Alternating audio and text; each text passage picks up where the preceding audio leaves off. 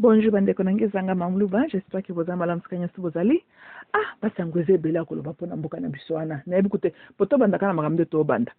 Na yoki kuna na église, ce qui peut ya frère Patrice Massasi Leli na moni ba vidéo ba pour ba chrétien ba pakati mbangu na ebite siko le congolais chrétien juste place nini bino boko bunda. Pourtant to sengi bino botelema na balabala boboko telema bolobi oboke ko sambela pona Kongo yezo asala.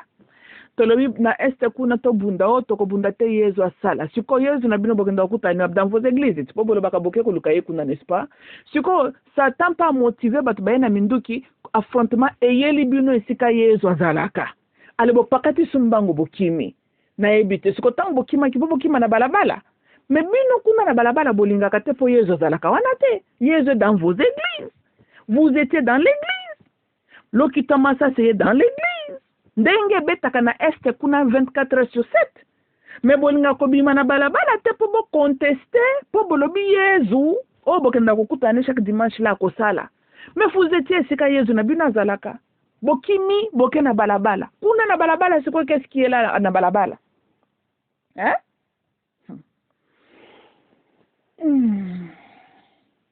Talana c'est une vérité même si yezu existait boyebini alienda ba église baeba na kabilongi te oyebi yezu asepelaka nde na bino te non yezu asepelaka na bakretien te parce que na ndenga logique ya solo bomona ata livre apocalypse ntango ozoloba sur cette église kaka moko nde batrouvaki ata bien toutes les 6 ezalaki corrompu boyebi toutes les 6 wana eza na kati ya Congo tolanda yezu asepelaka na baéglise te parce que l'église c'est ça la corrompt depuis kala depuis bon moi ça que les chrétiens sont des théâtres des acteurs bazaba théâtre de chez nous tokani comment bino bokendo luka mutu na ndroit azalaka te pour vous abaskiver et bongo bino boyebite que vos églises les akabandora na bino social boyebi yango vous prétendez que sambela yezu comme église na yezu yezu lingaka bino te est-ce que sa nature est kanakati na bino mais qu'est-ce que de Jésus en vous bon bela biso peut total peut-être to envier pe to luka to land exemple ni bolingi biso to land bino boza exemple mtako kolanda mais bino kutu surtout mutake église ou bien tindi mwana na église ça pour mwana na kende ko beba église dans l'hôpital c'est un endroit très dangereux hôpital kutu batu babika kata dans vos églises là hey vos églises za lokola esika morticien salak esika pathologiste salak il n'y a pas de vie bon pathologiste soignaka ba vivant soignaka ba cadavre bo soignaka pede mais plus na safani na bi pathologiste soignaka pendant na seki sabino to c'est comme mon chien na tout ça na bedra meli solo une fois c'était quelques années passées nazaro kumba sikoyo direction ngana kende na sens opposé to boboto na kumba na ole kasiko à droite ezaki cimetière moko ezalaka na munene to ebi kaza cimetière mon kam ndela maintenant ka cimetière neki to kona ba fleur de tout siko na sens contraire nanga ambulance bien OK aleki sikoyo to tellement ki na fenga na telem na feu na leki na tele na rétroviseur obi ambiance balu ambulance balu si cliente à gauche pour que ndoko na cimetière na katena oseka that was so funny ça bien n'est-ce pas que cimetière c'est l'endroit final ambulance même comme ton hôpital même comme ton cimetière et pour ceux qui sont vivants au sein du cimetière, il faut pas bengue l'ambulance. Pour une cosa, ça doit dépenser. Tu es déjà dans le lieu final. Combien on a ambulance hein? Yo uza kutumwa na malamu. O éliminer dépenses à ya ba corbillard, dépenses à morgue. Tu es déjà à l'endroit final. Ambulance is also. And I thought it was so funny. Na bande ko c'est l'ironie des choses. Ambulance que dans le cimetière. I'm like, what the hell?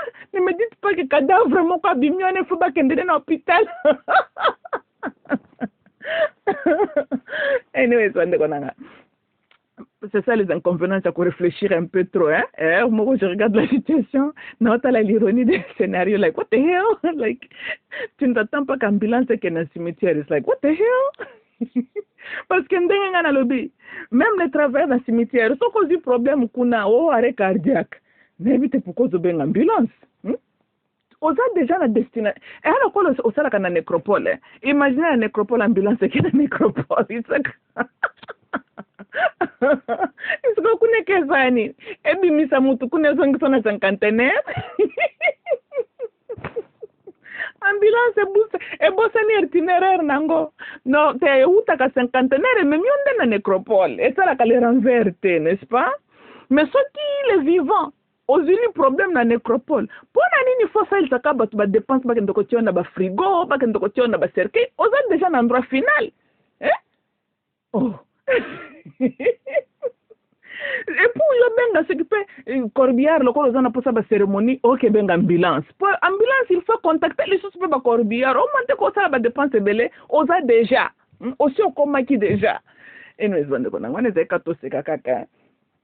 Tolanda lokola tango ba chrétien yo ba pakati mbangu ngabi kongola ko buka mtupanzi nabi ba toujours onyo toza ko lukelongi na nzambe toza ko lukelongi na Yesu to meme ko luza na Yesu pona Yesu to ko kufa OK po ba kongolais chrétien ko bundela Kongo te makubundela nde Yesu n'est-ce pas OK siko boke na maison de Yesu ndenge bolo bakana bato biyoma eyeli bino wana yi kongola tali lisasi kongola le bimba di Yesu sauf qui peut. Bando nanga bomoni ke tango boyaka ko ebisa bato l'amour est aveugle. Bomoni ke ezalaka lokuta, l'amour n'a jamais été aveugle.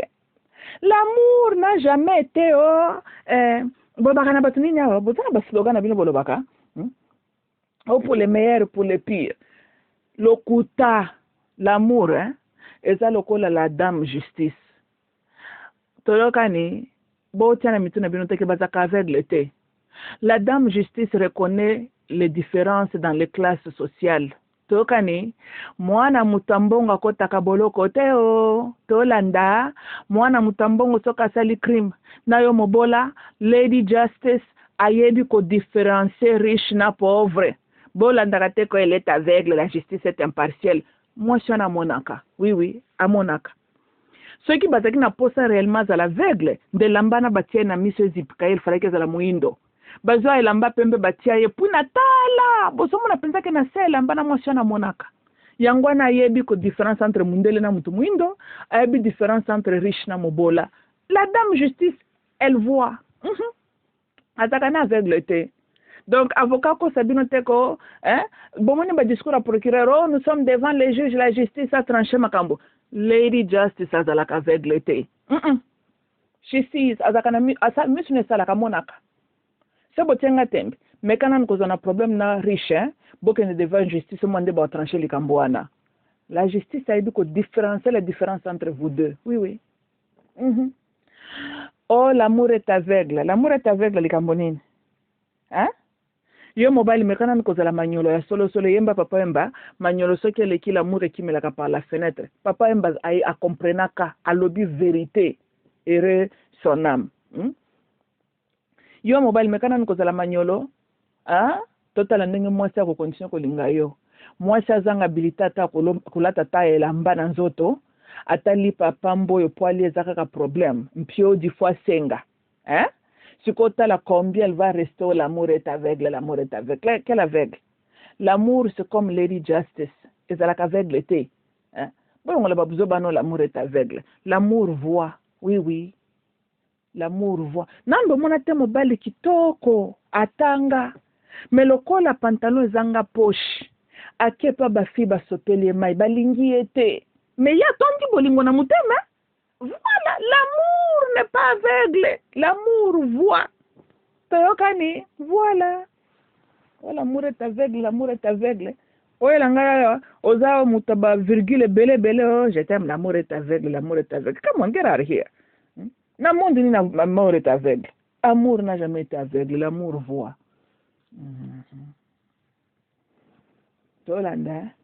Moi, n'est-ce pas discours à mobile à mtema ma belle veut te faire souffrir dans la vie. Ok, donc on dit maintenant mili muna ba pauvreté. L'amour est aveugle. lobi tango kozwa si abosani ke yo kembaki na pasi. L'amour est aveugle. Non seulement l'amour voit, l'amour a une courte mémoire. Une courte mémoire, hein. Si l'amour n'a pas une longue mémoire. Non, non. Yesu Christo kutuboloba linga kabino akenda plus de 2000 ans passé akenda bosala bino.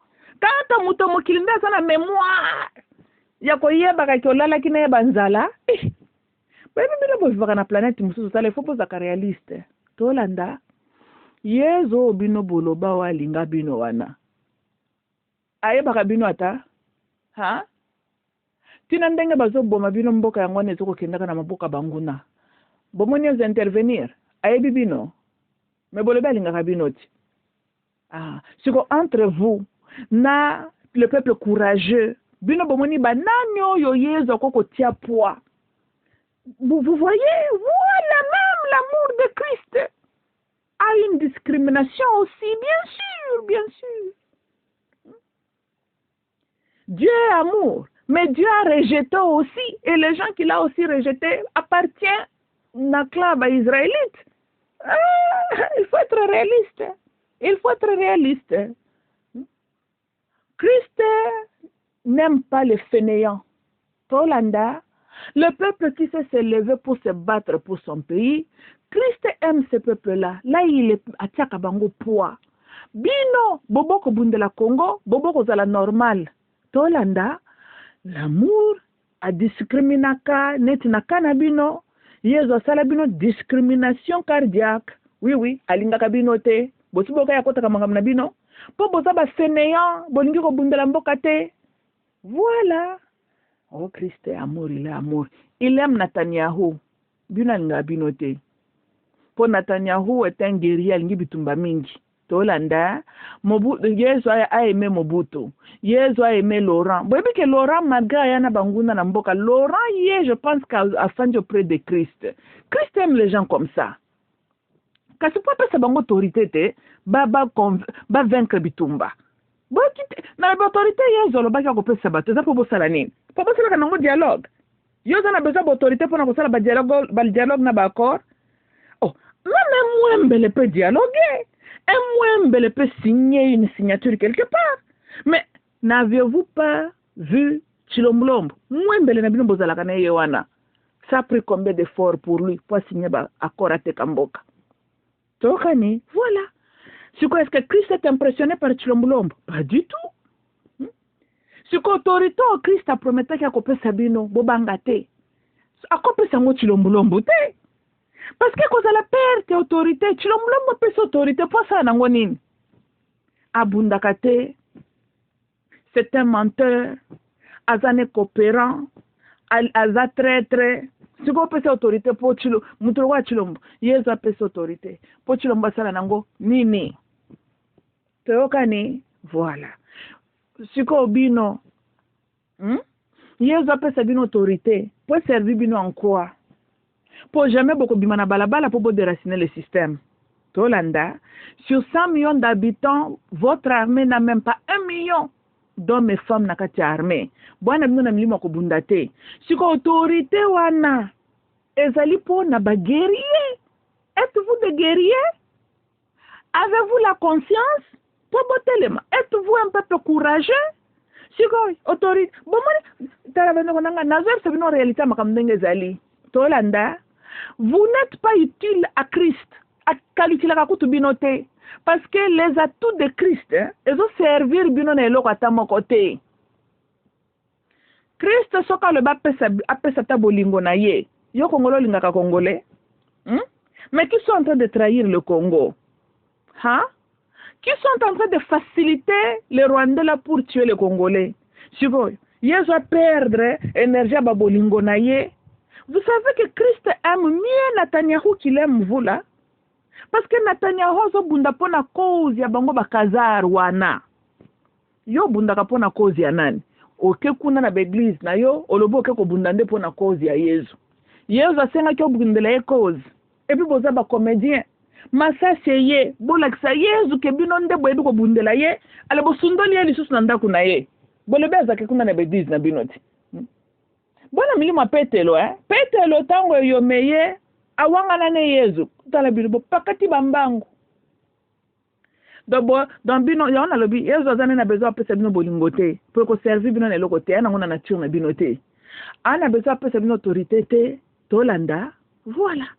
Or ces deux choses là ça fait partie de la signature ya yezo ya on a lobi alinga bino te boza itila na yete aza yezu bino boza utile epa na yezu te bo servir ye na lokote bande ko nangai na uti ko l'amour n'est pas aveugle, l'amour regarde aussi ses intérêts.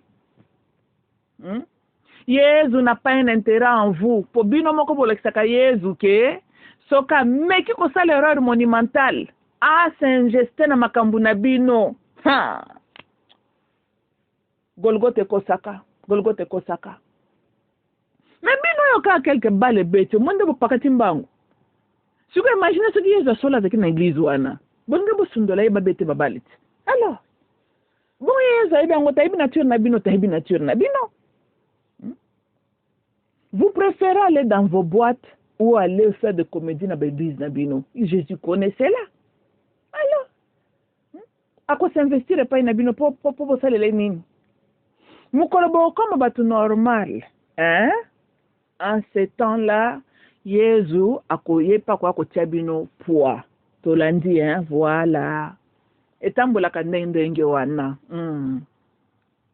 Attends zambe poids kabola mer rouge Alobina Moses, qu'est-ce que tu as en main? Atunye pourquoi pries-tu? Tokane. Bon ba prière ndenge kabola mer rouge.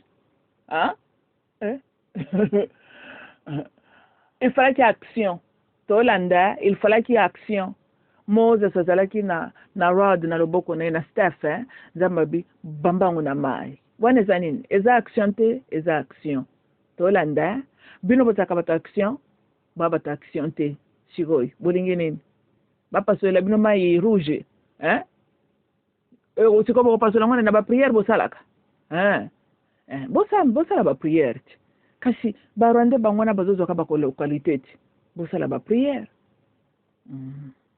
bon mon temps balayer si bo pakati mbango bokimi bo sala ki prière te freiner bal prière la seki bino teke boko yoka lokita baba le dimanche la seki bino ngote tala fois bozonga sur la planète terre bozonga sa conscience bozala tabatu normal non nzamba sala boye belo na comprenaka te bandeko nanga eza boye bon on a koloba un peu langage ya likolo tout ça la ka effort à te comprendre. So tebi bisonyo que masola Genesis ezaka masola Anunnaki, n'est-ce pas? OK. So c'est que je n'ai jamais compris. Ezaboui. So les Anunnaki ont décidé de créer les hommes, right, sur la terre, bla. Bazaki deux camps. Kozaki na bamisus bazaki contre la création de l'homme et l'autre camp bazalaki pour. Boyebi même conflit entre Enlil na Inki, n'est-ce pas? Bon, dans le langage simple pour vous les Congolais, Satan et les Nyoka, Tolanda, pour appeler votre mot, il faut que vous mundela à embrouiller qui m'a cambupo na bino, dem bino mémoriser. On a vu ça bino normalement ça ce qui est arrivé. Créons l'homme à notre image, l'Elohim c'est les Anunnaki. Tokani, oui, on a le bisibino les andendengwana. Bon, bolanda ka ba renseignement, bon ani ba enseignement occulte, éveillé bozo, bolandinga non, OK. So anyhow. Plus tard, boyebi groupe Moussa Anunnaki, ba deliraka, ba moni les filles des hommes étaient belles, ba ekobota na bango. C'est que je n'ai jamais compris. Toyebi qu'il y a eu le contact avec les êtres extraterrestres, na South Africa, na ba Mozambique, Tolanda, na Europe de l'Est, ça s'est confirmé. Ba kwetubaye, na Congo, aucun contact. Banunaki, ba monaka la femme congolaise belle te. Ba bo taper avec elle. Tozalaka, boye biso ki ba bota kata na femme congolaise. Des progéniteurs n'a pas bien notre patriarche alingaka zala mayele, mais l'Anunnaki ba bota avec les filles des hommes. Ba prenaka bana na bango ko sala ba arme tout. Bino talisa sa pamba bosalaka. Aucune inspiration divine. Tolanda, voici votre fameux sphinx, Nabino Yabuchanda Etienne Tshisekedi, Batala. Oh, azamu kishi. Cela veut dire qu'azana ba puissance super spirituelle, non? Makende ko linga zambienne. Bomo na biloko ngo, ba erreur. Ba ngomi bale ba boti chilombulombu. To bomo na ba erreur wana. Banunaki baboti na bite ce qui peut na basi ce qui peut ya koteni nango sur la terre baboti ba mindele baboti baraso bazokonza mokili. Etienne ko akende ko pona zambienne mukishi akende ko botande na zambienne. Ça serait mieux ce que tu dirais Etienne atuna kata bakishi. Que bon me manga te pas moi sur azata tana 10% makila ba être wana divin. Ponga pena bota mwana moko kozala ka pena mayele po ba être wana ba ya ka ba pesa ka pe mwana na inspiration. To akende ko bota na zambienne. Muta histoire bosubo yoka Zambia produire muta mayele. Prevane bozana chilombulombo. Vous direz qu'il est intelligent? Tolanda, voilà. Les Anunnaki n'ont même pas foulé leurs pieds na Zambie. Tolanda, mais soit disant mon kishi akende ko bota na mwasi na bango kuna. Regardez les inconvéniences. Tolanda. Baninga bazara na mokili bakota ba makila soki pa ba Anunnaki bato ba dirija ka mokili. Biso tozana mutandengo na te soki femme congolaise alinga bota avec un homme étranger akende ko linga chinois. Tolanda, mais yezu beaucoup misaka. Normalement yezu azalaki Nephilim parce qu'il est d'une mère naturelle avec un père venant s'occuper de notre dimension. Yezu azaki clair abi je suis venu parmi les siens. Bomona kanyata kama kolona Congo. Yango bozandenge bozawana. Tolanda, progéniteur na bino esika uta e banité. Parce que les Anunnaki o basala ka l'homme sur la terre, tozomona baraswana. Ba pesa kabana na bango mayele, ezola kisamati lelo. Bino, lolenge na bino akozala, na ebite. Parce que ba Anunnaki wango ndire ba utaka supe na baniburu kuna supe na banibiru. Na ebite bino abino batu o basala bino, il faut ça ba utaka hors de notre galaxie. Oui, ba uta place mususu. Mais bino boza nina mayele ya ba Nephilim mango, bona caractère wanata. Tolanda. Bongo mutu na kate mindele bazoka inspiration ko sala ba minduki ba kende na basanza, kasi ba centre na bango ba pesa ka bango mayele ti. Tala bino, contact na bino avec les ndoki. Mayele okende ko liande ko na yo. Ndio ya bino mayele bozoka yango wana. Tolanda, siko le ndoki na soki to bito retracer source na ye. Siko ya utaka na dimension nini.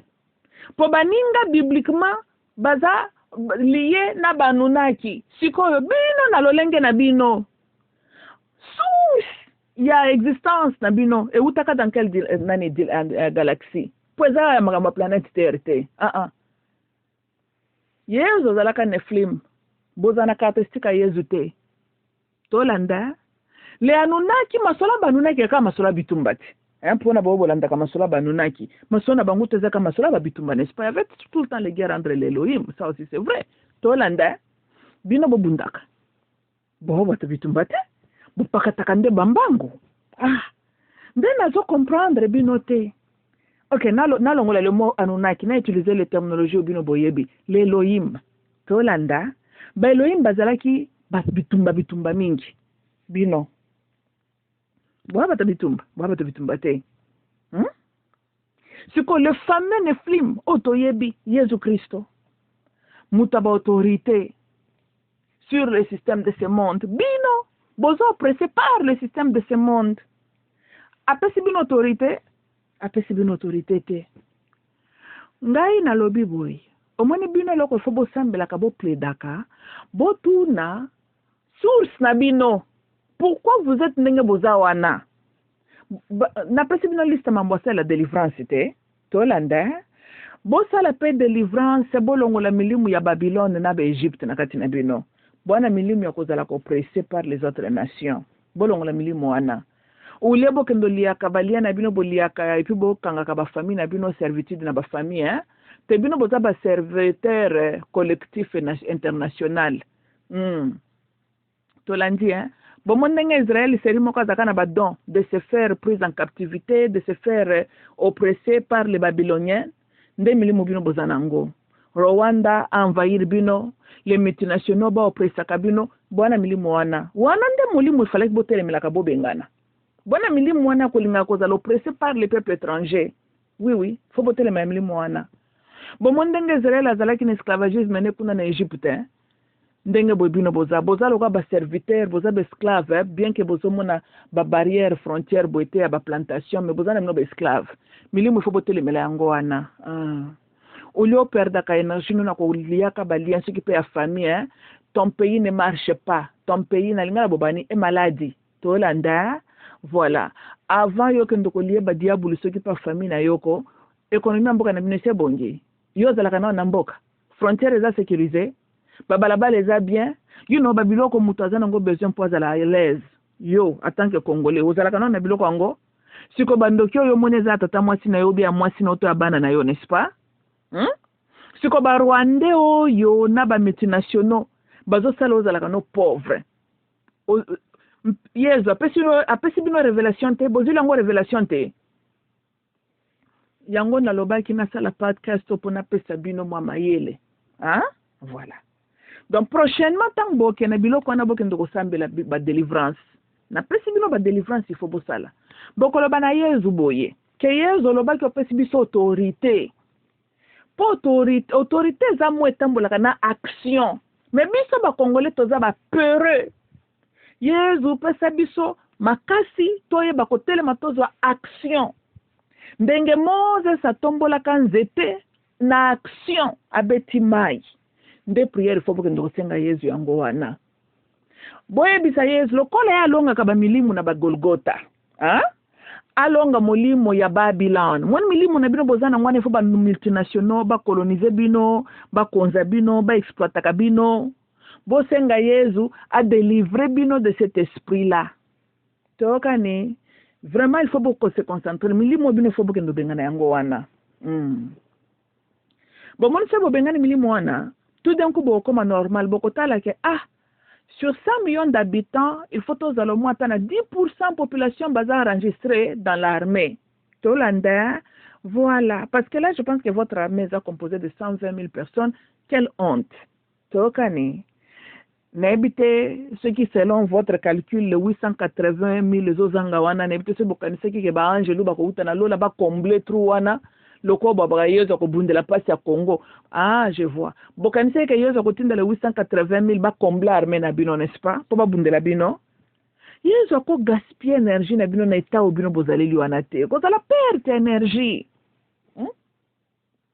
Yezo talobio atinda bango ba bundela bino. Eko résoudre loko ni na kati na bino. Parce que est-ce que bongo mentalité na bino s'est changé? Te bino lelo yo ata bo signer OK bon. Victoire yangoyo. Bossi bokomi normal.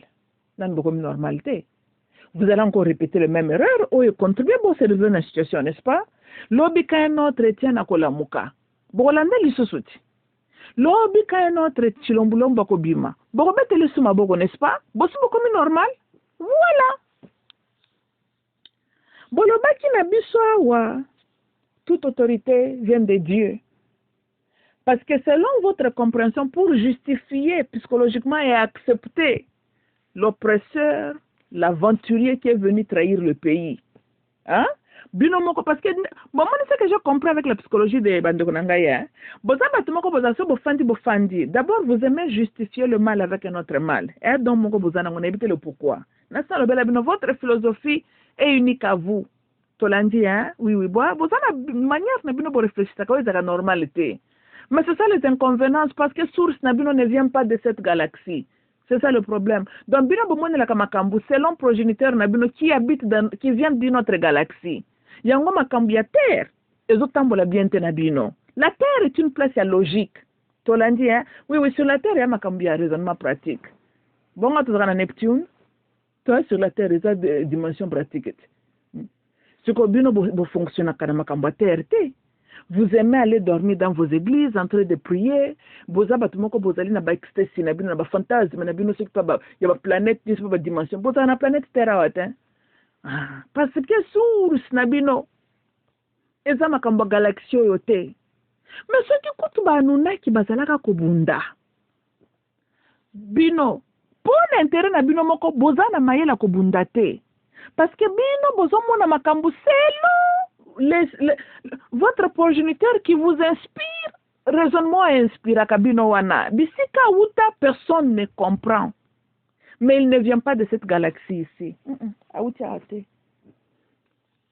pour galaxie oyo esika tozana bino surtout la terre ici là ezande masola ba guerre ata botali na bible bokokuta ba guerre na ba guerre ba Elohim bazalaka bato ba contretemps tolanda oui la bible eza masola ba guerre ba Elohim tokani voilà mais bango suko bazaki makamba ba nibiru kuna sur la terre des hommes ba David bazaka ko bunda toujours tolanda l'Elohim inspire bagarre tolanda surtout comme na mabele suko bino bozok inspiration parce que vous êtes influencé par les êtres qui viennent d'une autre galaxie. Galaxie est à la communauté. Comment vous êtes retrouvé sur cette terre-là si riche, si bénie? Il faut être bozalaka astronaute et que bokendaka voyage na miliki way quelque part par erreur bobunga ka boum boyo koya sur Congo. Et puis depuis là le col appelle boye bakate ba mathématiques yango moye bozonga bisika bo uteza la kate bokanga miana. Mais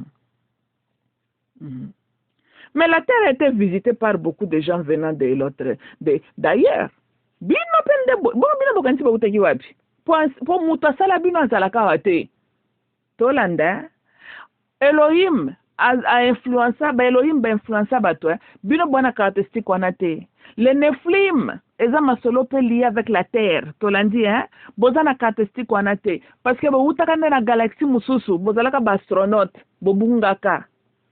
Yango bo tretaka Congo comme un endroit étranger. Tolandi, pour ceux qui bo monaka Congo mboka na bino, ceux qui bo monaka Congo que c'est chez vous. Na banza bolinga ki bo telema bo défendre l'honneur ya DRC. Tolanda, vous vous en foutez. Parce que bozaka na bino na connexion émotionnelle na mabele wana te. Parce que boza no mama ba paya, boza ba astronaute, bokoya kande kokoya sur la terre. Na moni la nazo lukaka kokomaka na Mars. Il est grand temps, hein? Bokomele déjà ba lettre a aidé bino bozonga bisika bouta. Toka ni biso na makocha kozonga bino te. Bokomela ilan, hein? Asa l'effort.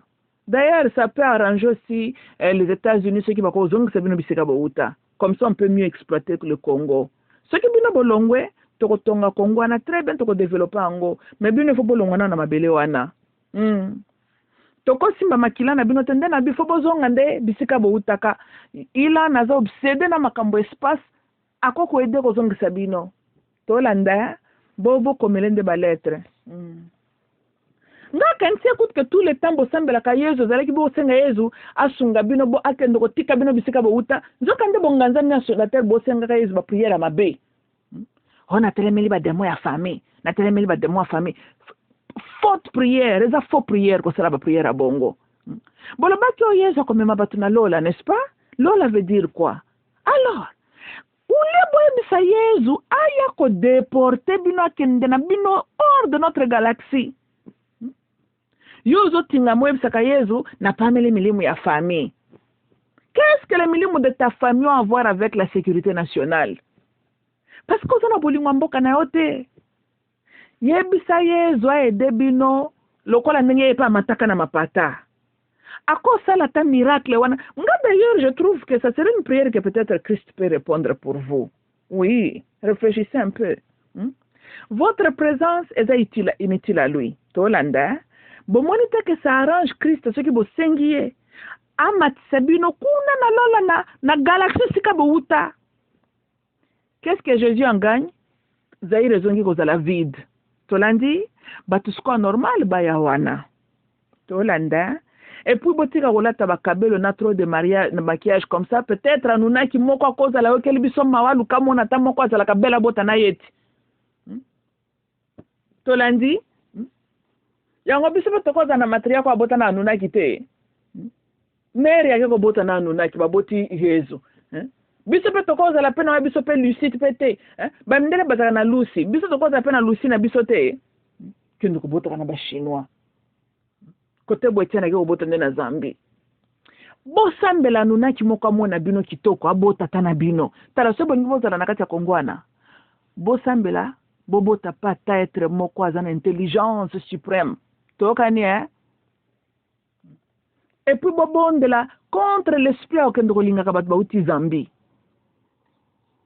tokani kalo ko ba dimension ba kindo ki bozala kanango ba bloko moka terre à terre kaka yo ka ba masolo ya ba King Charles kuna na ba dano cho ba centre na bango ba uta s'occuper wapi tela makamna bino bwaka masonda ba mami wata na batati wata baninga banunaki ba utaka na banibiru kuna de l'autre côté du soleil bino seul contact boye bezana batu moko bazaka na sa fleuve Zaire kuna nalobi pasteur Roland ce qui peut Roland yango papo na ebi kutute bon makamna otolo bebela ça s'applique aussi à toi yango yo professeur zaki pona Eric Mandala ebi pasteur oza skiver oza skiver moko biologique mais je comprends ton problème posaka lokola bao bakenda koyoka yo wana ti boza ba étranger bouta vous êtes venu bozaki ba astronaute bokoya nde na Congo tolanda comment yo ko simba penza micro olo baba français buzoba oh Seigneur Dieu azola kisayo Eric Mandala ngaka za l'établi papa putulu ebebisaka bongo ya bato tozolanda nebite soki putulu yango yo poso melaki yango nozoki ba professeur zoki wana mais tu étais sous influence de quelque chose mais cette chose là n'était pas l'esprit de Dieu tozolanda yo zalaki sous l'onction de l'esprit de Dieu tozaki sous onction ya biloko ne wana bake kangena ngo bato bakendo tia na bazolo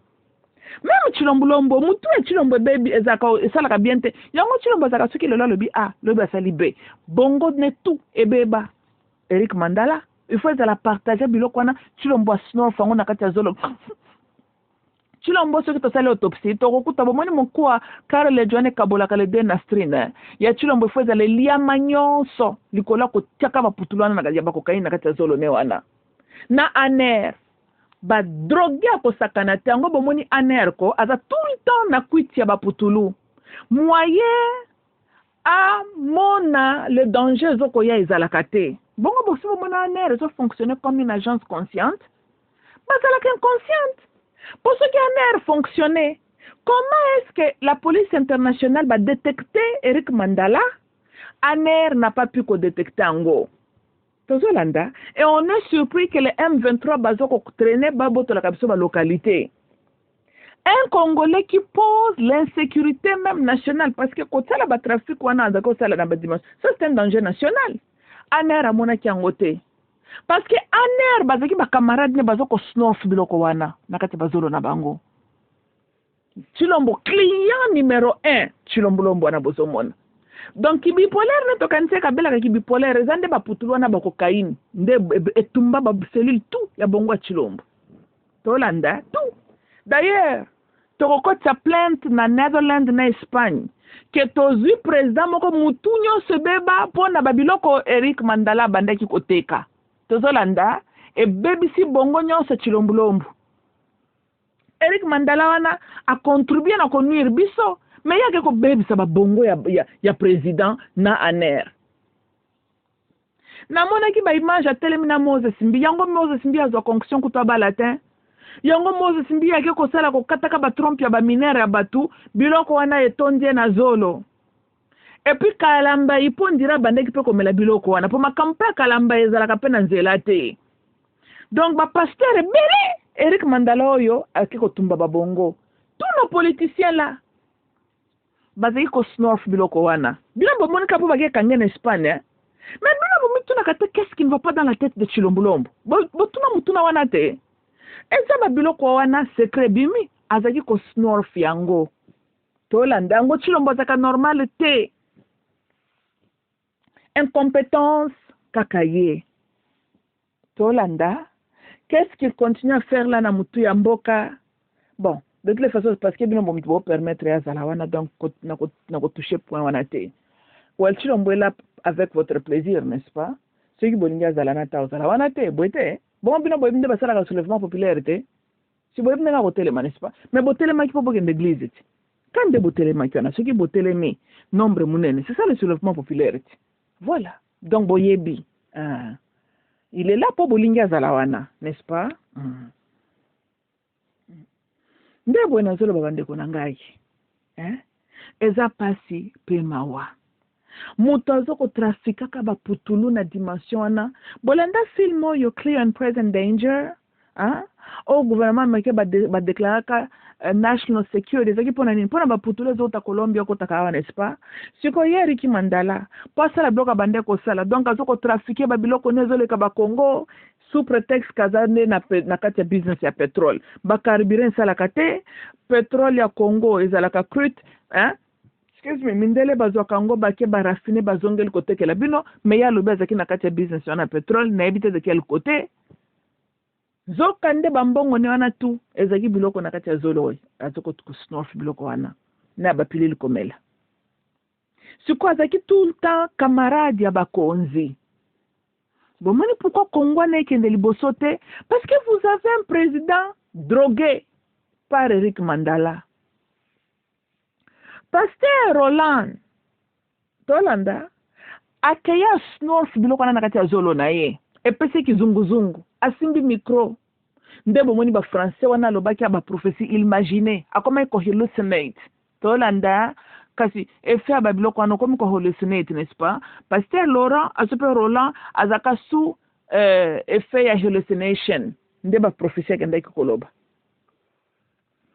bongo nzambe na ndenga logique akoki ko récompenser yo zo ko contribuer na ko bebisa la société yake ndeko récompenser loba il va t'établir yo zo pesa ba putulu po créer ba kuluna mutu na se ba droga ko ko zambelia tie mutu na se ba droga ko zo mundu kya bomi mutu le drogue détruit la société drogue zelo ko malamu te ba divorce kota bana ba koma ba clochard batu batomba ba victime ndenge na ndenge soki butulu ezaka eloko malamu nde tokangela kango batu te siko soki biso batamokili tozoyeba ke putulu eza eloko malamu te zobebisa bongo ya moto siko nzambo aza mokonzi ya baame qui a de bons projets pour chaque âme ya betolo maboko na baputulu na ozobebisa mitu ya bakongole na mitu soki mpe ya banani ya bande kobebisa nzambe akende koyebisa Roland encourager moto oyo akoétablir ye po epesa quel résultat te établissement ya Eric Mandala ezalaki po epesa quel résultat pour déjà na niveau azalaki nango botala ba dégâts asali siko nzambe établir ye po epesa quel résultat yango na risaka bino faut poser la réaliste parce que votre pasteur là Laurent un farceur tout fait il était sous hallucination tozolanda ayebaka te biloko azoloba te parce que azaka sous effet ya bapimpo wana ye pa mela elembi ya wana bazaki chaque fois tour ya mwana mobali oyo bango tu wana mitu bamela mokomisi bosurprendre na ba pasteur na bino ala l'improvise oke visiter pasteur okomona na mesa pasteur baputulu ya pembe pasteur oyo biloko nini pasteur asia uti kosnorf biloko na kati ya zolo tala ntango bando kufa bosala bango ba autopsie bokokuta bato bebele bokokamwa cartilage nyonso eliama cocaïne elie cartilage nyonso na kati ya zolo nde bato bakambaka bino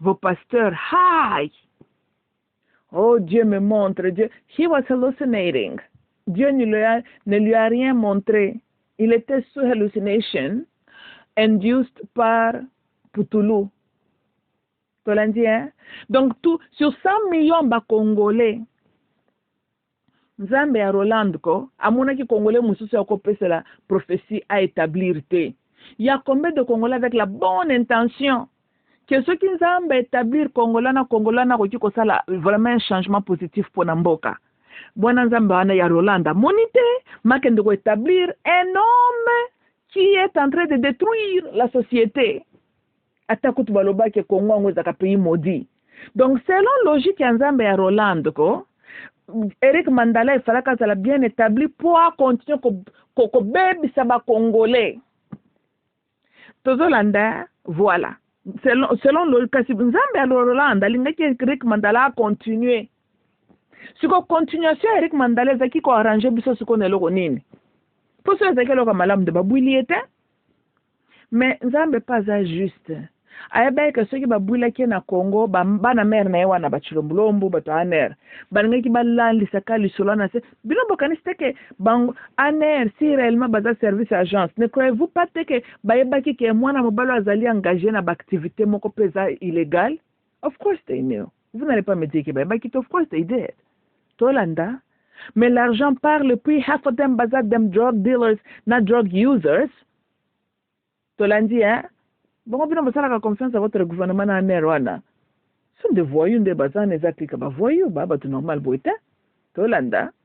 Des bazar, bah, drug junkies, des bazar. Quand on a mis tout dans bon salaire bien, des junkies. Tolanda. Bango na ba drogué à balabala ba ndenge moko. La seule différence c'est bango balati veste ba olo ba français. Tolanda, ce que totie ba bongo ata chilombo na MRI. Toluki drogué à balabala totie na MRI to kuta qualité cerveau chilombo na ba muta balabala e fonctionner ndenge moko. Mitu ebe ba cocaïne na Rick Mandalane baby si ba bongo. Tolandi hein. Ce que pasteur Hollande, il faut zonga opesa biso profession mususu. Et puis ngai natunia nzambo na yo akola kisote le mal oyo ezala kezoni ngeye la Congo ala kisakwa ngote net bon OK atana détail kasi hein ye Eric Mandala il fallait que babuila yet nzambo na yo wana la kisaki oteke bako buila ye ala kisaki ngote Alex Sakaote qu'est-ce qui ne va pas avec la tête de Tshisekedi ala kisaki ngote moni bino ceux qui m'ont cela yezo nezaka vrai ndenge bo pretendaka normalement faka za la tumba bino Tolanda. Mais le jour qu'on aura un vrai leader nambokana bino ba pasteur congolais tokosila na bino na manière moko spectaculaire bande kona ngai nangina conclure na bonne nouvelle oui na bonne nouvelle na banza bo sepela nango quand même mais bonne nouvelle ezanini botu nanga na febino Nayo qui n'a pas d'information, Paul Kagame a lobby il veut la tête de Félix Tshisekedi. I know. Yep, la bonne nouvelle vers la fin. I'm so happy. I was so happy quand j'ai entendu ça. I'm like, hallelujah. Hein? Sikoyo. D'ailleurs, ndakutna solaka na ba Rwandais directement. Les Rwandais, tolingana kate toloka na kate, ça aussi c'est vrai. Mais toza obligé à luka koyoka na po toza ba voisin. Likanisio yo Paul Kagame zeza likanisya malamu. Ya malamu penza. Depuis Paul Kagame exista, ida malamu ya bimisi za wana. Mais ce qui n'a ko suggérer bosala biso plaisir, hein? Paul Kagame. Kobomelande chilombo na Kinshasa te, hein? Po makila na yata guta makila ne kotanga na mabele na bisote. Tolanda, d'abord c'est un étranger. Tu le sais très bien. Est-ce que okoki kosala tendenga voyagaka wana poza expert ko beta barokete n'est pas ndongo saraka biarimana. Oko beta chilombo rokete pete. Paul Kagame, j'espère que tu es bisoté, hein? J'espère que tu es sérieux. Tu as notre bénédiction, papa. Tu as le reste, on va en parler après. Vous avez notre bénédiction. Panza avion na ye kondengo salaki abiarimana. Même formule wana. Tolanda. Kobanga NRT, c'est une agence incompétente. D'ailleurs, Baza Hai. Master na bango ba uti ko buila na Espagne. Azaka grand fournisseur ya ANR. Donc, qui peut bango te mituna bango sala biente. Tala. Sala na chilombo ndengo monyoko sala Paul Kagame. Yeto kolele ekutute. Ya musée toka pasi na mutema parce que musée azalaka na bonne intention quand même. Osala mabe. Tolanda. Mais oyo ya chilombo Paul Kagame. Tole latin. Tolanda. Please. Hein? Please. Vous êtes le bienvenu. Kokisa désir de ton cœur avec Chilombulombo. Tolanda, papa, si la nanaye. Olobaka biloko pona Laurent et puis tu as maintenu ta parole. J'espère que tu garder parole no Paul Kagame. Si la nana Chilombulombo. Oh, another favor. Tango kozalo panzi ekran, hein? Okokipeka kotia na musée kuna na Kigali, bisika ba musée abatuti mususu obomaka na 94 ezalaka. Bisika ye chilombo kendeki ko tirer ko payer attention respect na ye. Voilà. Oko tepe na collection ba crâne wana. Bongo yo somona zero akekuna ko na ba musée no kende ko tala ba décor na ba crâne. Kaka ye wana muta kenda ko la kisa yesu pe basika ba crâne onezalaka. Kende yepe akoma in the crâne qui est là. En tout cas, Paul Kagame. Soko sali likambozolo bawana. En tout cas, n'ébite, hein. Comme je dis, le reste, on va parler après. Total dossier Nabino. Nalobite que vous quand vous comme à l'aise. Non, vous n'êtes pas le bienvenu au Congo. Tu n'as pas noté. Pour boire na mabe. Boire na mabe. Tambaka bino bien qui refuge na bino boire ingrat. Bo futi biso na monnaie de singe. Bolamu nyonso to sala kala kabino na epoka zere bo fandi na calme na mboka na biso. Ba professeur na biso batangisi bandeko na ba Rwandais. Omonde ngo bo mabiso bosani, n'est-ce pas? Est-ce que toko sala susu yo na ba peuple no confiance? Pas du tout. Ah, nga na zolo bela kaka idobi misi ya kuluka mutu ya Tshisekedi. Voilà. Wana ya makambu na ye na papa ne ba oke discuter de l'autre côté, hein? Ba aventure na kanse makamtu ezaka blague za ba aventure. Soki le ndenge ko sukele wana etali bisote, hein? Biso susi na biso za makambu na est, hein? Tomo na clair. Tokane, voilà. Mais tala ba Congolais. Soki ezali kambu yake les Rwandais veulent atteindre Chilombolombo pour intercaler bangote. Tokane. D'ailleurs, il faut les assister. Tolanda, oui. Soki boyebi attaque ba Rwandais bazo bongisa ba roquette ndenge ba mesana. Et que Chilombolombo akozo avion kende soki pe wapi. Signaler les Rwandais ba se positionner déjà. Basala ndenge basala kia Biarimana. Voilà. Mais entre Biarimana na Chilombolombo, wapi krano ifalaki ko écraser eza Chilombolombo. Tolanda, les Rwandais bi baba da confusion pe mentale. Baké boma Biarimana baké ko boma Laurent. Batona basaki batumalamu. Oh yo. Inutile. Tolanda, inutile à la nation. Un voyou, un menteur, il ment comme il respire. Paul Kagame, en tout cas, parce que yo pour Pambola pas comme président, n'est-ce pas? Voilà. En tout cas, on a raison, non, ya koluka ko pendre la tête. Bongo yeso ka yebaka kazaka zairo, il fallait ka luka ki bokonzi na ye et pas na bazairo. Ayi ko luka ngona ki galit. Ah, parce qu'il y a au fond de lui que c'est un étranger. Hein? Voilà. C'est vrai que ton servant s'est révolté contre Yozana Kanda.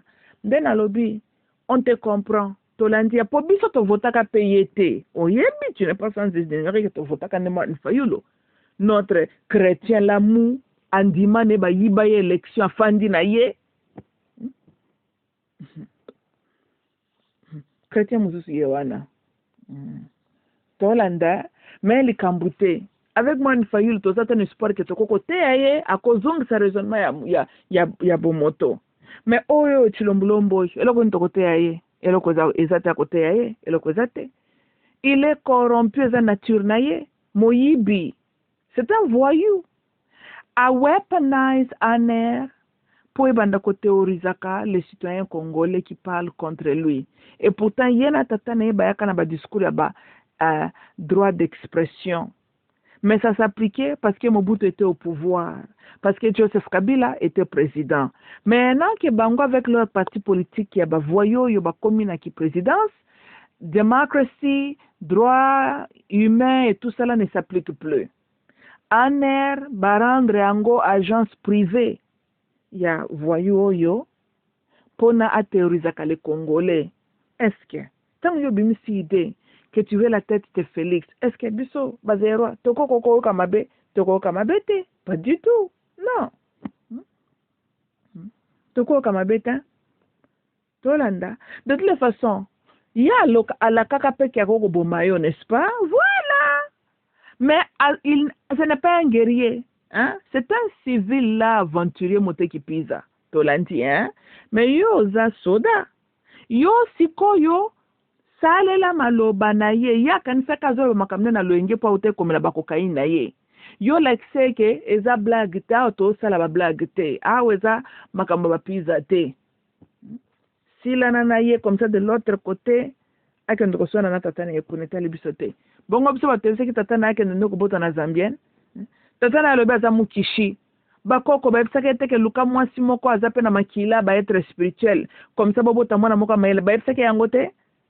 Bakoko est-ce que bakoko inspiré mukisha kendo ko bota ndena Zambien tala ba makamba boti et puis on a kat Etienne ataka mukishi te fo fo mukishi moko boye.